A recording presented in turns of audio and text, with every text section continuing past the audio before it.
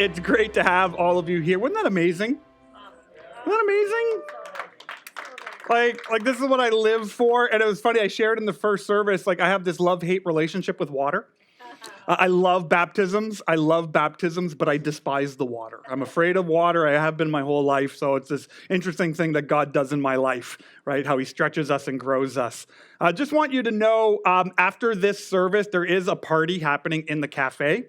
So there's cake and there's a big celebration that's happening. So after the service, please feel free to head over there and be part of the party. Even if this is your first Sunday with us, you are more than welcome to come and join us and celebrate with those who've been baptized today. Just a quick announcement to follow up on what was shared on the screen. So in 2 weeks, so 2 Sundays from today, we're having our annual general meeting. So this is a time when we look at the past year, what God has done, and then look forward to the year ahead. If you subscribe to the email that goes out on Fridays, the weekly email, and I know only 51.8% of you open it. See, I'm a data guy. I'm a number guy. Data tells a story. And I love it when people say, I didn't know this was happening, because you were part of the 49.2% who didn't open the email. Okay, so open the email, check it out. So if you subscribe to that email in the next day, you're going to get a copy digitally of our annual report. I hope it all depends on how fast I get to Toronto right after this service and plug into the Wi-Fi there at the hotel. So you'll get it hopefully today, if not by tomorrow morning. There are a few paper copies available because I know a couple of you don't use email for religious and political reasons. And so that's totally cool. We respect that. So there's paper copies as well. Or maybe if you're new and you're just kind of checking our church out, I would encourage you, grab a copy of that in the back over there or in the cafe. You can learn, great way to learn more about our church family and all that God is doing. But we do want to try to keep the cost of it down. We don't want to print out 100 copies of this and then you throw it in the garbage. So we'd like to be good stewards of those resources. Send it out digitally. You should have it by tomorrow at the latest. And if you want to start receiving that email, connection card, chair in front of you, put your name, your email address legibly. It's great having a church filled with doctors who can't spell. So, and then on the back, just tick off that you want to receive the weekly update. That's for anti-spam laws. We need that to send that to you. Okay, we want to be above reproach in the law of the land as well. So today we are, and one last thing. So I just found out from the company that we rent the hot tub from that they can't come pick it up this week. So they're only going to come and pick it up next week. So if you have never taken that step of obedience, of being baptized, we can do this again next week. Okay, so if for those of you who are like, I don't know, should I, maybe, well, God has just answered that for you, okay, because I literally just noticed the email right now that they're not coming to pick it up until about the 17th or the 18th, so we got another Sunday with this here, so I'll make sure it's not all slimy next week. We'll make sure it's nice and clean, but if you've not taken that step of being baptized, email me this week, kevin@greenbelt.church. Emailing me and asking a question is not a commitment that you're doing it, but let's start the conversation to see if God, is calling you to do this at this time. So we are in the third week of a series called 10, and we are looking at a part of the Bible that is pretty much well known by most people, whether you're a church person or not. We're looking at the 10 Commandments. And what we're doing is we're looking at the 10 Commandments to kind of challenge our thinking a little bit. Sometimes when a Bible passage becomes so familiar, we struggle with what's actually going on with it. We just, I know this, and move on to something deeper. Could we not just spend the next 6 years studying the book of Romans? Because that would be a lot more interesting. Could we just get into some deeper meat and some deeper theology? Well, I believe actually there's deep meat in every single Bible verse in your Bible.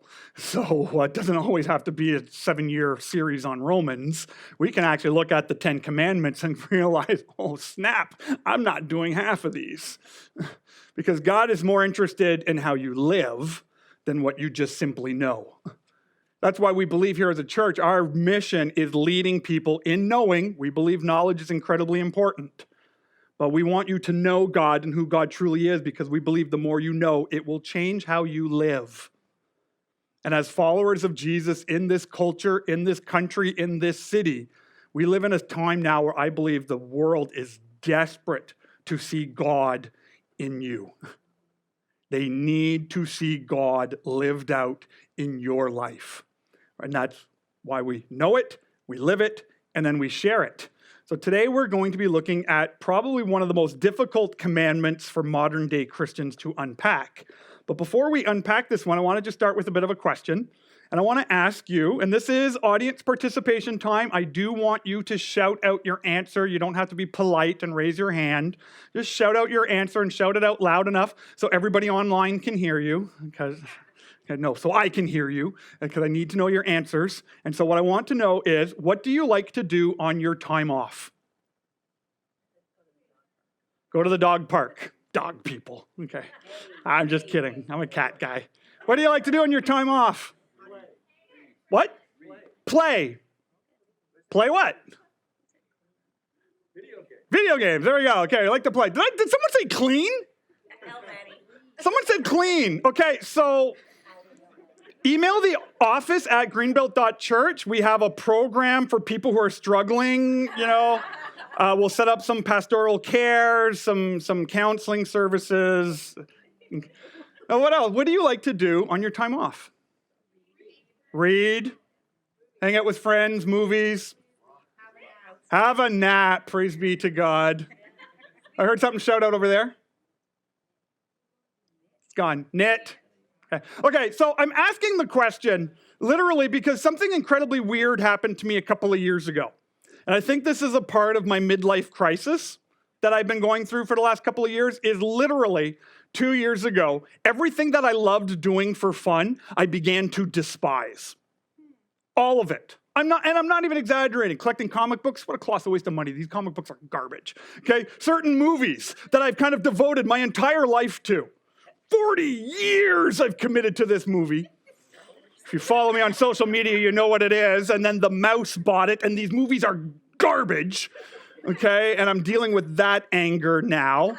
Okay, and all of these hobbies and these pastimes that I love, I find myself not enjoying them at all anymore. They're not fun. They're not providing rest. They're creating more stress. They're creating more anxiety and anger and all these kind of weird feelings in my heart.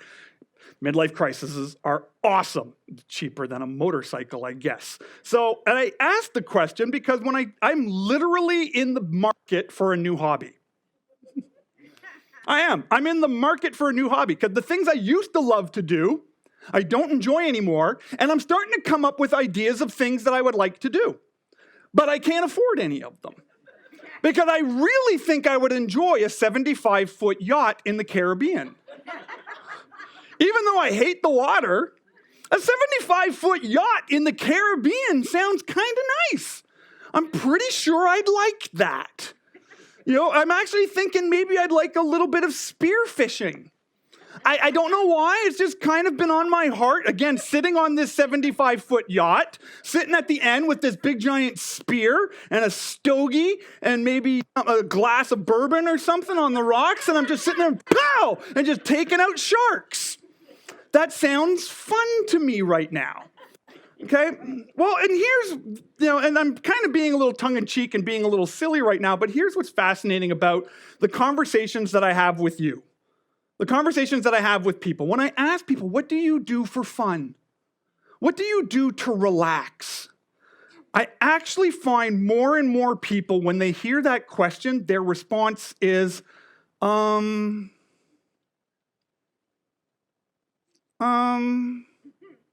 and you have to think about it. Isn't that weird? That you actually have to pause and think about what you like to do for fun, and to think and to pause on what you do in your life to relax. Doesn't that tell us something weird is going on with our lives? When we can't even articulate to people, this is how I relax. This is how I'm refreshed, Right? And people will tell me, well, I binge watch Netflix, that helps me relax. And then I kind of poke it and I ask a few more questions. And when you find out, oh my goodness, I spent 11 and a half hours on a Saturday watching Netflix. And then you're not relaxed anymore.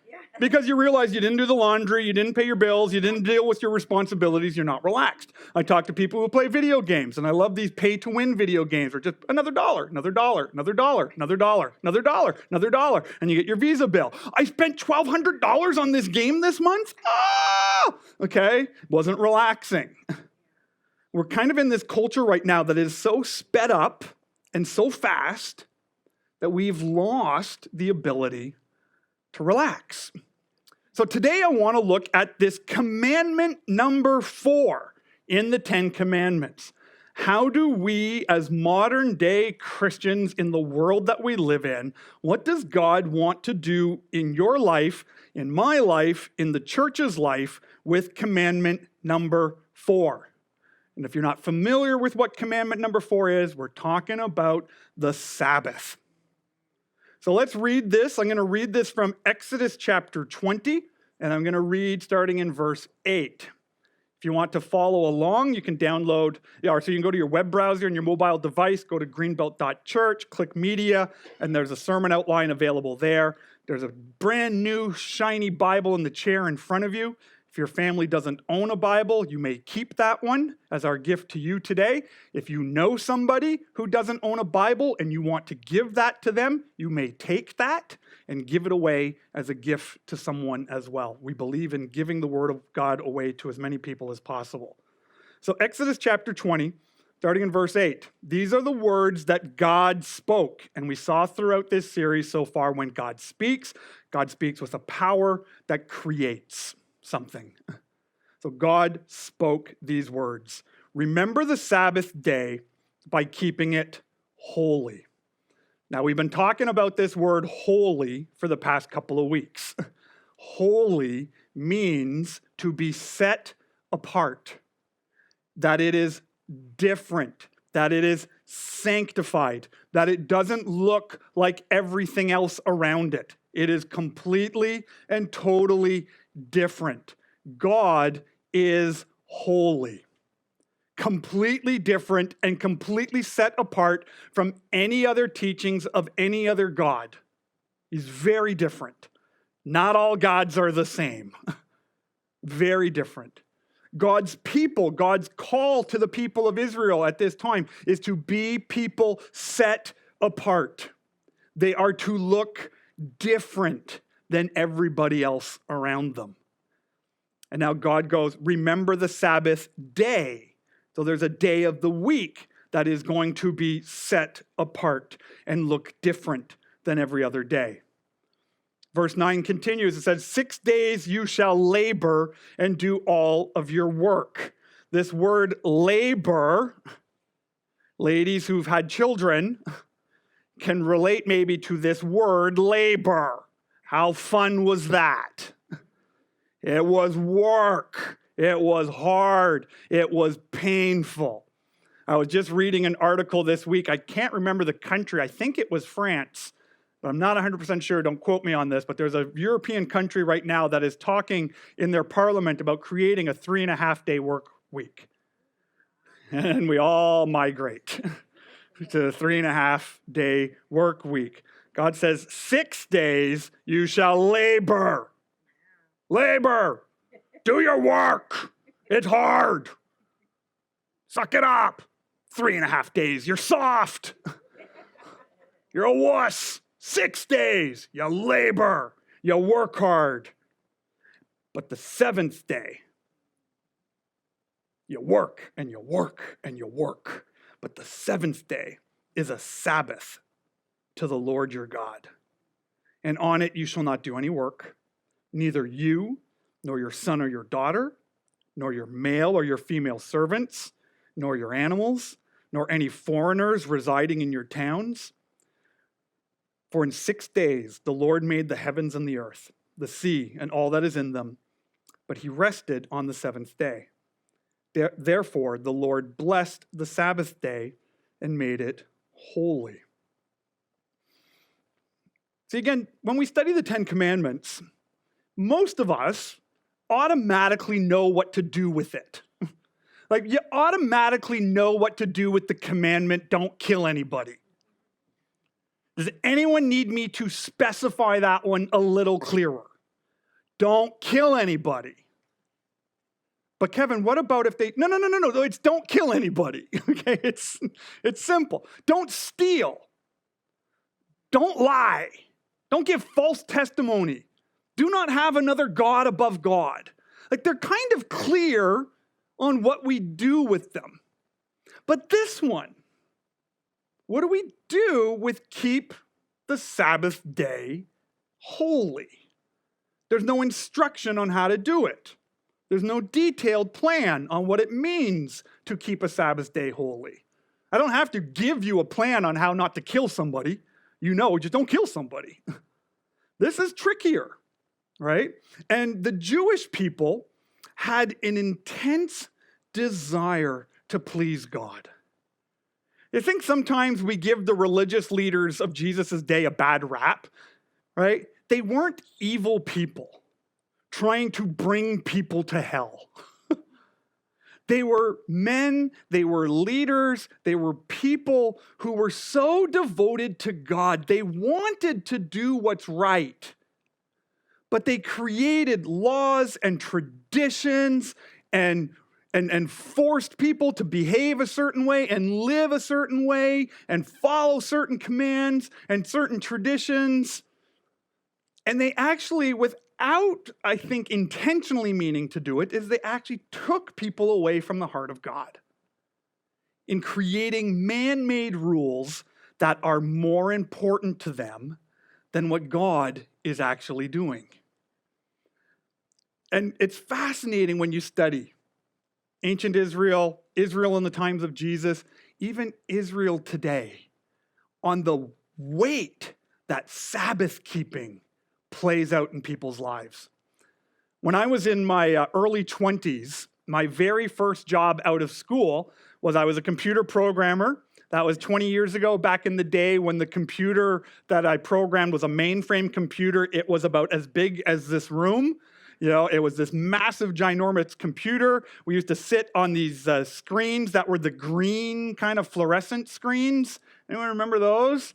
Man, and we had like 8-bit graphic cards. Like, it was just, wow, it was so high tech. It was so amazing. And we punch out hundreds of thousands of lines of code to produce one accounting report. It was crazy, but it was a blast. And I loved every minute of that job. But my very first boss in my very first job was a very devoted Jewish man. Now, at the time, I wasn't a follower of Jesus. I had no religious experience at that time. I had a minimal Christian experience. I knew a little bit about Christianity from my upbringing. I knew nothing of Islam. I knew nothing of Buddhism. I knew nothing of Judaism. Nothing. They were not even on my radar as a 20-year-old living in Montreal. And so this man, a very devoted Jewish man, like, he would take me out because he's my boss and he's helping the new guy get integrated into the life of the company. And so he would bring me to restaurants that had all the religious laws and all the religious traditions. So he would actually bring me to a Chinese kosher restaurant. I mean, let that sink in for just a moment. Like, I was just kind of like, what the heck is a Chinese kosher restaurant? And I'm doing my best as a 21-year-old to not completely, totally offend this guy by my total ignorance to his faith, right? And he would get up and he would order all the food for me. Then he would take some of the bread. Then he would go to the back of the restaurant and he did something with it. I'm not quite sure what. He broke it. He sacrificed. I prayed. I don't know. It was weird. I was uncomfortable. And he's like, here, eat this. This is really yummy. And I'm eating this bread going, this is disgusting. It's not bread. Okay, and I know bread because I am addicted to carbs, and I have half a loaf of bread as a snack every day. Okay, like I know bread. That was not bread, that was something else. And then we eat this food, and he's eating it all a certain way. And then we have chocolate cake as dessert, and again, I get this chocolate cake as this is not cake. This is something else. There's like, where's the sugar? Where's the flour? Where's the milk? Where's the eggs? Oh, none of that's in there. It's something else. Trying not to be offensive, okay? 21-year-old kid trying to figure out religion, right? And then he shared with me his family, what they do on the weekend. because they were a family that observed Sabbath from Friday night sundown to Saturday night at sundown. His entire home was completely and totally automated. Now, as a computer geek, I thought this was cool. Okay, this is like next level technology cool. His coffee maker was programmed. Now, you got to remember, this was before we had coffee makers that you could program. He would buy special timers, plug them into the wall, and then plug the coffee maker into these special plugs so that everything was automated. So he would wake up and he would not work on the Sabbath. The coffee machine would work for you because the coffee machine is not your son or your daughter.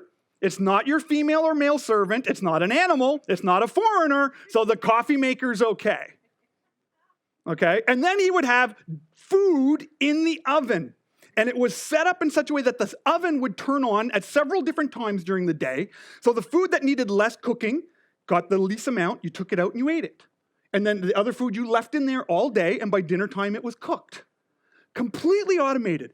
Everything. So that they would not work.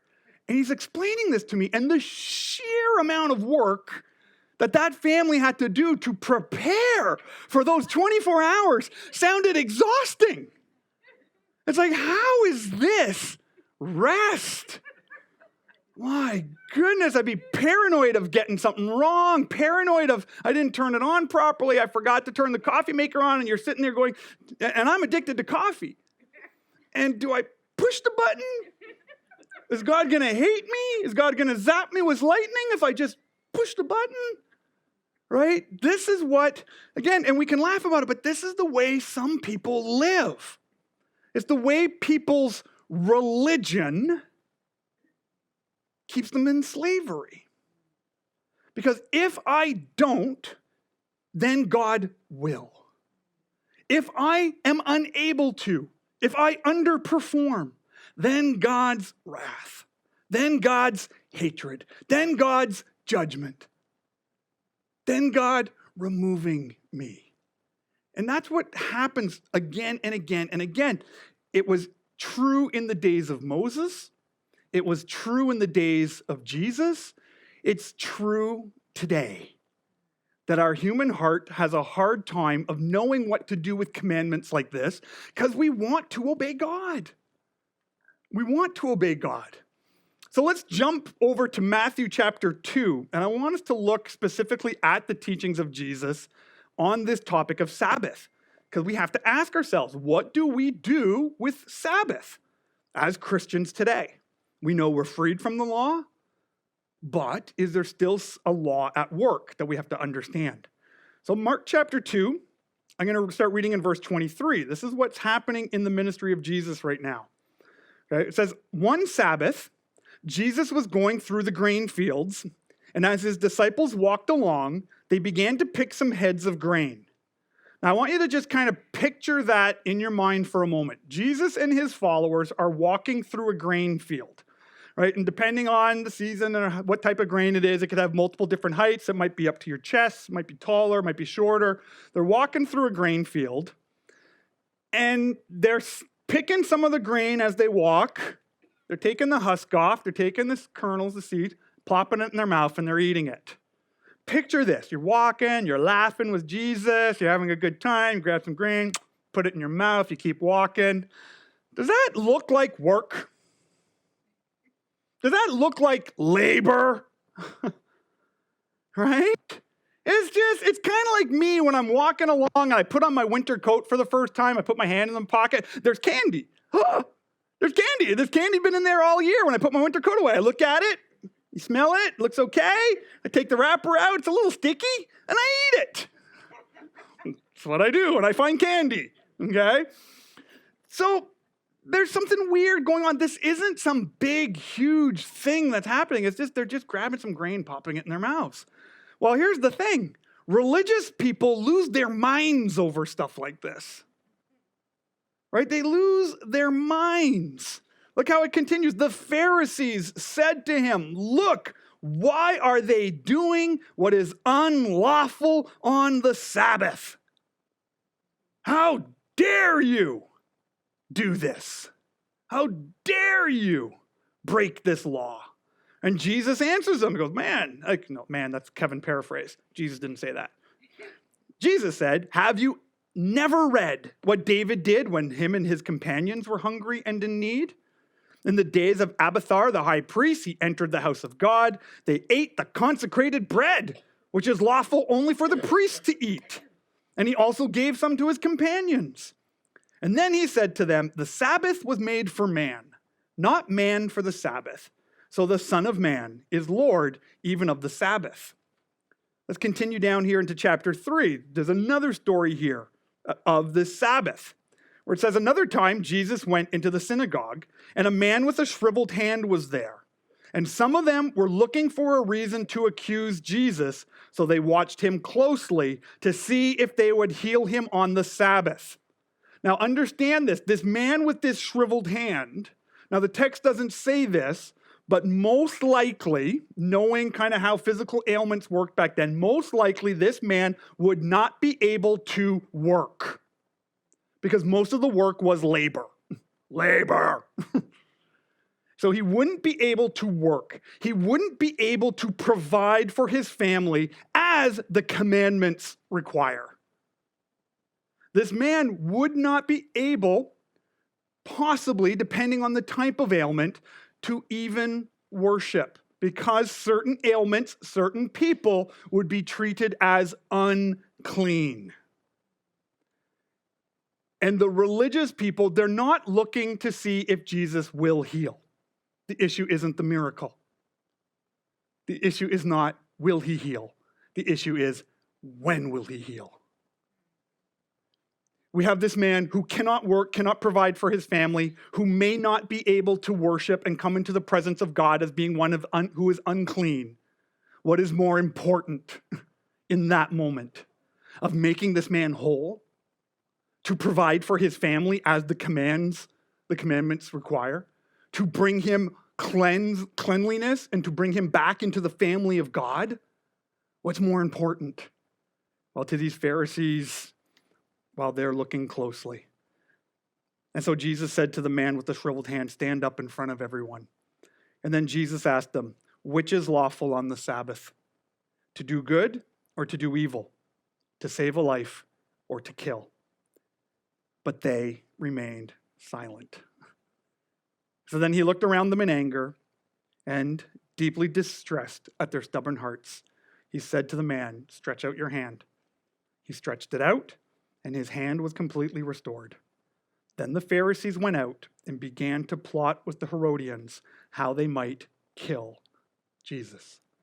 The plot to kill Jesus begins not with the miracles, not with the teaching, but with breaking tradition. Think of that. Think of that. See, and again, I have nothing against tradition. I think tradition is beautiful and is good when it draws people closer to God. But when tradition trumps God, we're in trouble. We're in trouble. Like, I love studying the times when the New Testament says Jesus was angry. Google that. It's a great little study. Because usually the time when you find Jesus angry at people, and you got to think about this for a moment. This is God. This is the second part of the Trinity, who so loved the world, who came to earth to die for us. That's a pretty loving person. And yet, certain human behavior deeply distresses him. And pretty much every single time, it's when our stubborn human hearts love our tradition more than the work of God. Right? So this is kind of what Jesus is teaching them. He's teaching them, I am the Lord of the Sabbath. This Sabbath day that is set apart, this day that should look different than every other day, right? He is the Lord of it. He has authority over it. And what's amazing about it is that it's a gift. It's a spiritual, Sabbath is a gift from God. And it's a gift that you and I have the choice to accept it or not accept it. Just like Jesus himself. Jesus loves you so much. And Jesus died for you. Jesus wants you to have life and have life to the full. Jesus wants you to fully engage with his mission in this city and in this world. And he loves us so much, he allows us to reject it. And the same is true of Sabbath. So what I want to do is I've been on a journey about Sabbath for years now. So some of this might be familiar if you've been to our church for a significant amount of time. But I think this is a topic that is so crucial to understand and to look at regularly as Christians today. Because I want to we're going to look at two big mistakes that I think the church makes about Sabbath. And then we're going to look at what does Sabbath actually look like and how we implement it into our lives. So two big mistakes that we make. The first is this. I encourage you to write these down and talk about them in your life group this week. The first is we overemphasize Sabbath. We overemphasize Sabbath. Let me just show of hands. How many of you grew up in a very strict religious home? There's some hands that can go up. Yeah. Okay, now if you want to answer that question, but your parents are right beside you and they're very strict and religious, you can come talk to me after the service and let me know that you wanted to raise your hand. But, yes, a lot of us grew up in very strict religious homes. One of my best friends grew up in such a home. He has shown me pictures of the cottage that his family owned when they were growing up.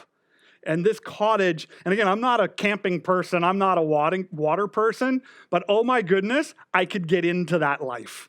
The log cabin and the boat and the dock and the fishing gear and the barbecue.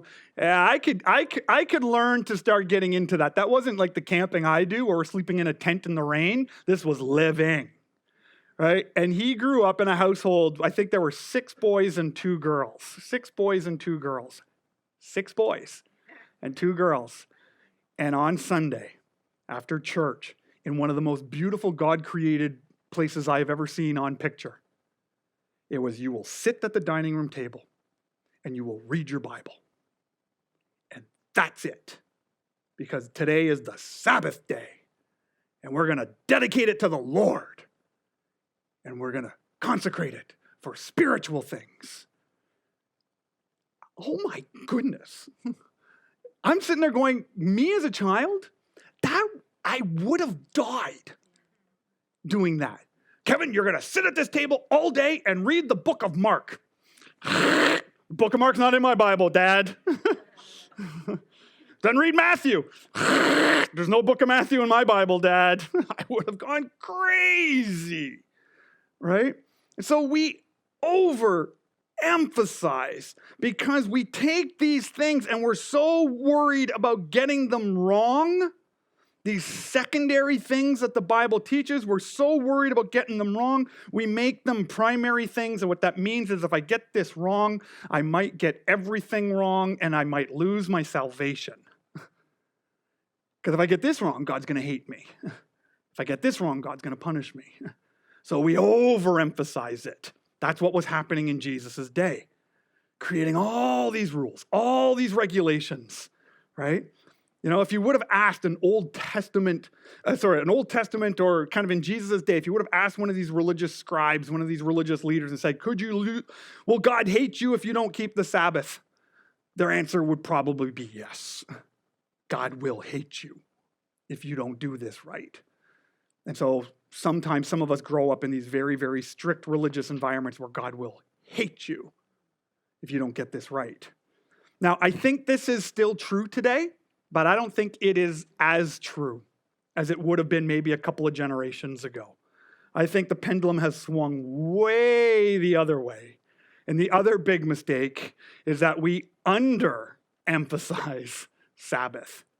I think because a couple of generations ago, my generation, my parents' generation, we grew up in such strict environments that we went, whoosh, freedom the other way.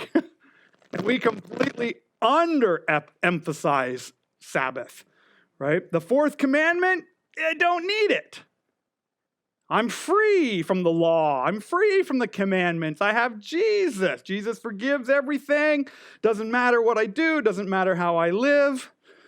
Well, the problem with underemphasizing Sabbath is we live in a culture today where everyone is exhausted. I wake up some mornings and I'm tired.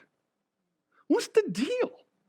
I just slept 8 hours. And my Fitbit says they were a good 8 hours. I wasn't snoring. Unless I probably was. I was probably snoring. I snore like a truck. Okay? And I'm sitting there going, I slept good, I slept consistent, and I'm already tired. All I've done is put the dog out and turned on the coffee maker. And I'm already exhausted. I'm already ready to go back to bed. You know, I talk to people all the time. How you doing? Answer number one, fine. Fine's the F word, you know that, okay? Answer number two, tired. And we wear it like a badge of honor. Because if I'm not tired, people are going to think I'm lazy. If I'm not tired, people are going to think I'm not worth it. Or I'm not valuable to keep in my company. Or I'm not doing my share. So we wear our tiredness proudly. Because Sabbath is unimportant. And we live in a culture today that has more anxiety, more depression, more mental health struggles, more suicide, more loneliness than any other culture in human history. So we overemphasize, make it all about religious law. We underemphasize, thinking it's not important. What do we do with this spiritual gift? What do we do with this rest that God has given us? If Jesus is Lord of the Sabbath, if we are followers of Jesus, I've come to believe that Sabbath keeping still plays an important part of our lives. It's not about religious. It's not about legalism. It's not about legalism, but Sabbath plays an important journey in our lives. And I have been on a journey, personal journey when it comes to Sabbath keeping.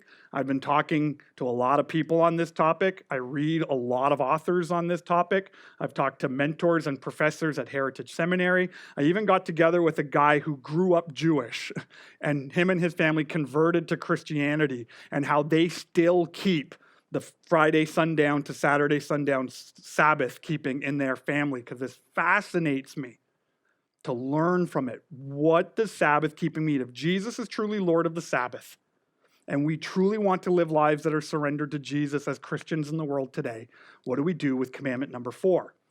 So what I want to do is I'm going to quickly share 4 points from a book that I read. This is a book by a woman named Marva Dawn. She wrote this great book, if you want to write this down. It's a book called Keeping Sabbath Holy. This has been a great, great book for me to work on and to try to implement into my life. And here's the thing about Sabbath keeping in my life. In some seasons, I'm doing great. And then other seasons, I'm not. And so I'm speaking from the experience of the difference between when it's good and when it's not. Okay? So let's look a little bit of what the heart behind Sabbath keeping is, right? Because again, culturally, we look at rest, we look at hobbies, we look at days off like work, work, work, work, work, work, work, work, work, work, work, work, work, work, work, crash. Work, work, work, work, work, work, work, work, work. Crash. That's how we handle it. And what we do in the crash is we usually go on vacation. I'm just going to work and work. I just got to get to my vacation. And if I get to this vacation, then I'm going to be so much better off. I remember one year, Danielle and I, we were so tired years and years and years ago before we had kids. We didn't even have kids yet and we were tired. Okay? And we go, if I just get on that plane to Jamaica, everything's going to be great. Remember that trip? Did I like that trip? No, I hated that trip. $4,000 to be the most stressed out I have ever been in my life. Okay, the plane coming home, there was a typhoon. And we're sitting in the airport in this massive tropical storm. And they're going, wow, after waiting there for 12 hours, they finally put us on the plane and go, wow, we think we can take off.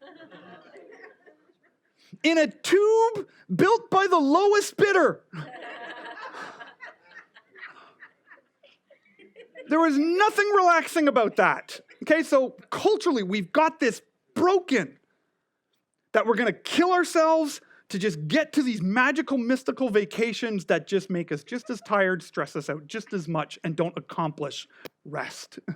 See, Hebrew people's thought of the week radically different. Is I get to be with God and be in the presence of God, hear from God, learn from God, commune with God, enjoy God, and then I go into my week. See the difference? See, the Jewish people, Sabbath. And we're going to explain what that means in a moment. And then step into the week. We as modern day Christians, we step into our weeks and hope the Sabbath will clean up the mess. So here's the difference. This is what she wrote in her book, Marva Dawn's book, Keeping Sabbath Holy. 4 quick things about keeping Sabbath. The first is ceasing. Ceasing. I try to say that with my lisp. Ceasing. It means stop.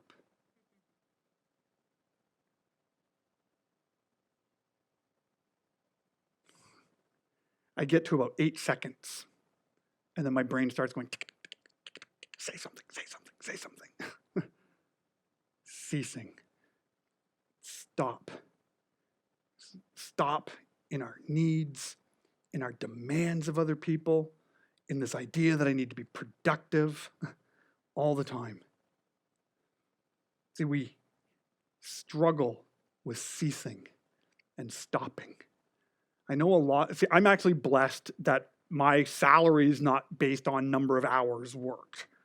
You know, I tried to negotiate that I should get double time on Sundays, the way some other people kind of get paid on their job on Sundays. That negotiation didn't really work because most people think I only work on Sunday. So why would you get double time on Sunday, right?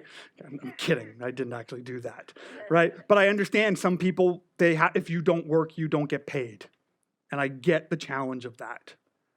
But the challenge of it is not so much the pay of it, it's the dependency of it. Where it's I work and I work and I work and I worry and I stress and I worry. And we actually take God out of the equation.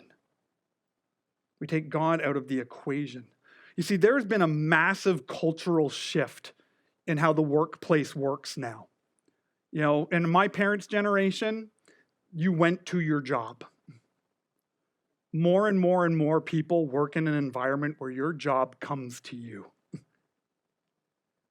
Where you're on email 24/7, text messages 24/7. A lot of people, more people, don't even need to go into the office to accomplish the work that they need to do. And that's growing. That's not declining. That is growing more and more and more and more.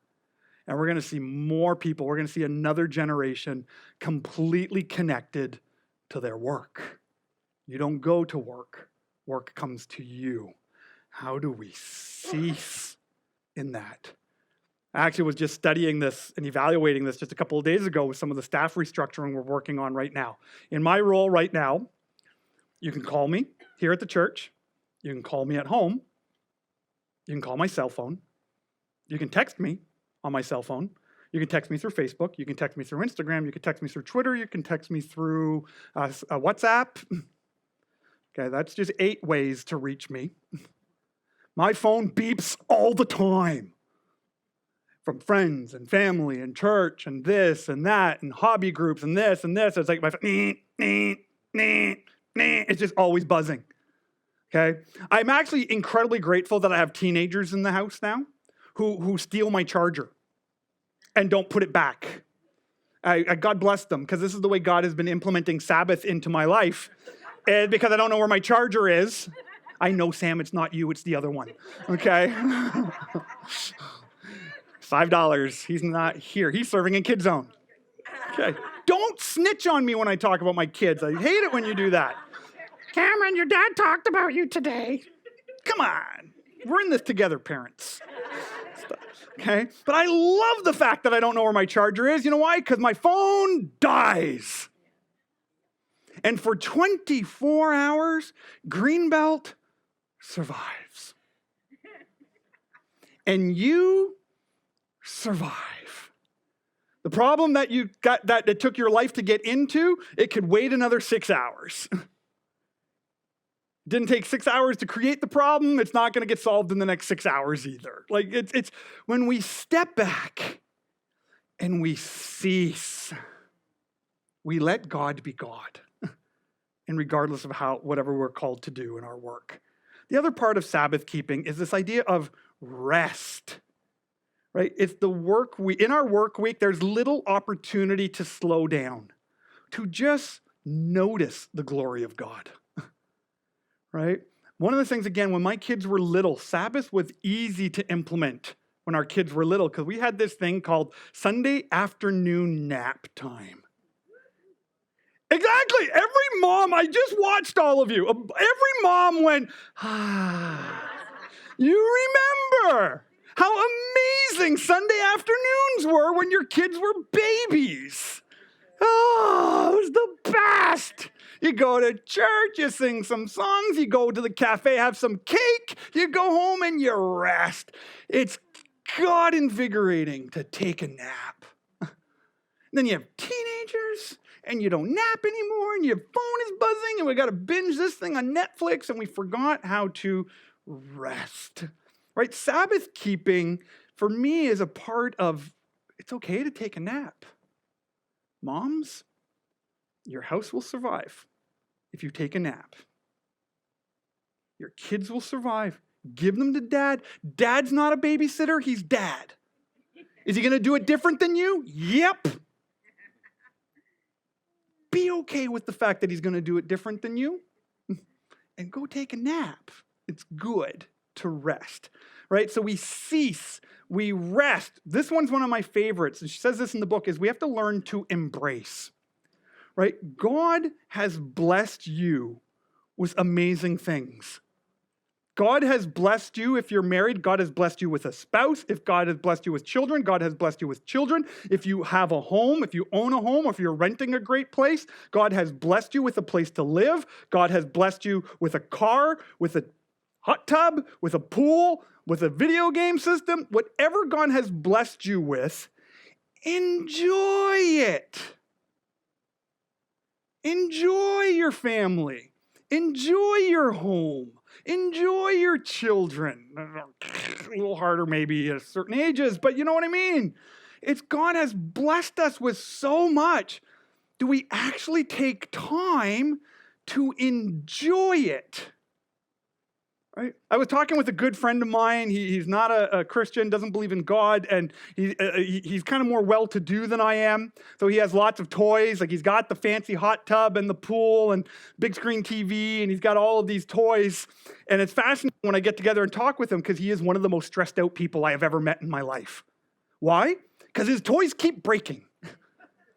Okay, the hot tub's leaking. I got to fix that. That's $2,000. Oh, now the pool is leaking. I got to fix that. That's another $8,000. Oh, now my car broke down. My BMW broke down. This broke down. All of his toys break. And so he's incredibly stressed out. I'm like, dude, when's the last time you just sat in your hot tub and enjoyed it? Because I haven't sat in that hot tub in years. I go, can I use it? Could you just leave the gate in your backyard open? Some nights when I'm not sleeping well, I'll just get up, I'll drive, you don't live far away, I'll just hop the fence, I'll just sit in your hot. Don't call the cops. If you hear someone in your hot tub, it's me, and we're close. We've known each other for a long time, right? We forget how to embrace and enjoy the gifts of God. Our family, our homes, our church. Enjoy it. Enjoy being a part of it. And then finally, this is what is one of my favorite, and this is one of the ones I think we as Baptists get right, feasting. Nothing like a good old-fashioned Baptist potluck to make you feel close to God, right?